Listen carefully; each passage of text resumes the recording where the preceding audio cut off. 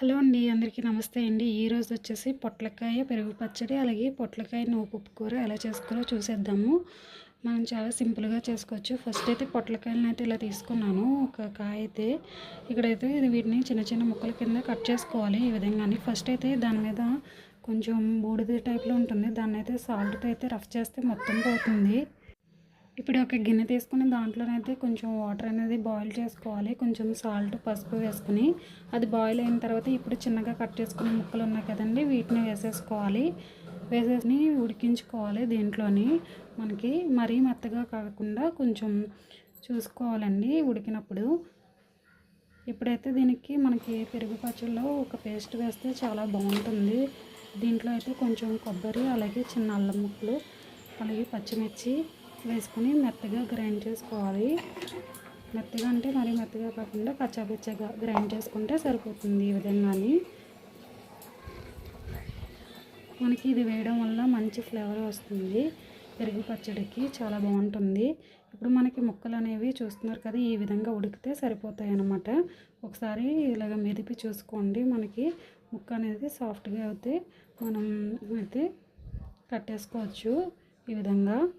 ఇప్పుడైతే ఒక బౌల్ తీసుకుని దీంట్లోనైతే పెరుగునైతే యాడ్ చేసుకుంటున్నాను. ఇక్కడైతే మంచి చిక్కన పెరుగు అయితే తీసుకున్నాను. దీంట్లో కొంచెం వాటర్ అనేది వేసుకుని ఇలాగా మనకి మొత్తం పల్చగా అయ్యేటట్టు చేసుకోవాలి. కొంచెం సాల్ట్ అనేది కూడా యాడ్ చేసుకొని ఒకసారి బాగా కలిపేసుకోండి. అలాగే మనం చేసి పక్కన పెట్టుకున్న పేస్ట్ని కూడా ఒక స్పూన్ యాడ్ చేసేసుకొని ఇప్పుడు కొంచెం ఆయిల్ వేసుకొని జీలకర్ర, ఆవాలు, వెల్లుల్లి రబ్బలు, ఎండుమిరగాయలు, అలాగే కొంచెం కొత్తిమీర, కరివేపాకు ఇవన్నీ యాడ్ చేసుకొని ఒకసారి ఫ్రై చేసుకోవాలి. ఇప్పుడు మనం పక్కన పెట్టుకున్నాం కదా, వాటిని కూడా ఒకసారి ఫ్రై చేసుకుంటే మనకి మంచి టేస్ట్ వస్తుంది. దీంట్లో కొంచెం పసుపు అనేది యాడ్ చేసుకోండి. మనకి ఇది పూర్తిగా చల్లారిపోవాలి. అప్పుడు మనం ఇది ఫ్రై చేసుకున్నది మొత్తము ఇప్పుడు మనం ఈ పెరుగు పచ్చడిలో దీన్ని అయితే కలిపేసుకోవాలి. ఇప్పుడు మనం మిక్స్ చేసుకున్న పక్కన పెట్టుకున్న దాంట్లో ఇది కలిపేసుకోవాలి. చల్లారిన తర్వాత కలుపుకోవాలి, లేదంటే పెరుగు అనేది విరిగిపోయినట్టు అయిపోతుంది. ఇప్పుడు ఒకసారి కలిపేసుకున్న తర్వాత మనకి రెడీ అయిపోయినట్టే. టేస్టీగా ఉంటుంది, చాలా బాగుంటుంది. అలాగే చాలా సింపుల్గా కూడా చేసేసుకోవచ్చు, త్వరగా అయిపోతుంది. నెక్స్ట్ ఐటెం చూద్దాము. ఇప్పుడైతే పొట్లకాయ ముక్కల్ని చిన్నగా కట్ చేసుకున్నవి ఉన్నాయి కదా, వీటిని అయితే తీసుకోవాలి. ఇప్పుడైతే తాలింపు అనేది వేసుకోవాలి. ఫస్ట్ కొంచెం ఆయిల్ వేసుకుని శనగపప్పు, మినపప్పు, ఆవాలు, ఎండుమిర్చి, వెల్లుల్లి రబ్బలు ఇవన్నీ ఫ్రై అయిన తర్వాత అప్పుడు ఇవి మనం పక్కన పెట్టుకున్న పొట్లకాయ ముక్కలను కూడా వేసేసుకోవాలి.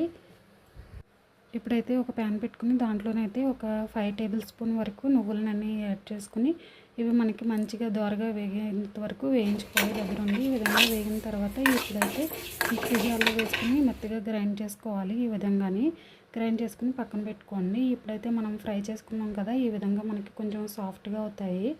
మనకి ఇవి ముక్క అనేది సాఫ్ట్గా అయ్యేంత వరకు మనమైతే ఈ నువ్వుల పొడి అనేది యాడ్ చేయకూడదు, లేదంటే మనకి మాడిపోతుంది కర్రీ అనేది. ఒకసారి కొంచెం సాల్ట్ అనేది చూసుకొని అడ్జస్ట్ చేసుకుని కలుపుకోండి.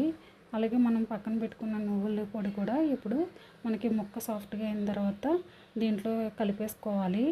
అంతే అండి, చాలా కమ్మగా ఉంటుంది ఈ కూర అయితే. మీరు కూడా తప్పకుండా ట్రై చేసి ఎలా వచ్చిందో కామెంట్ చేయండి.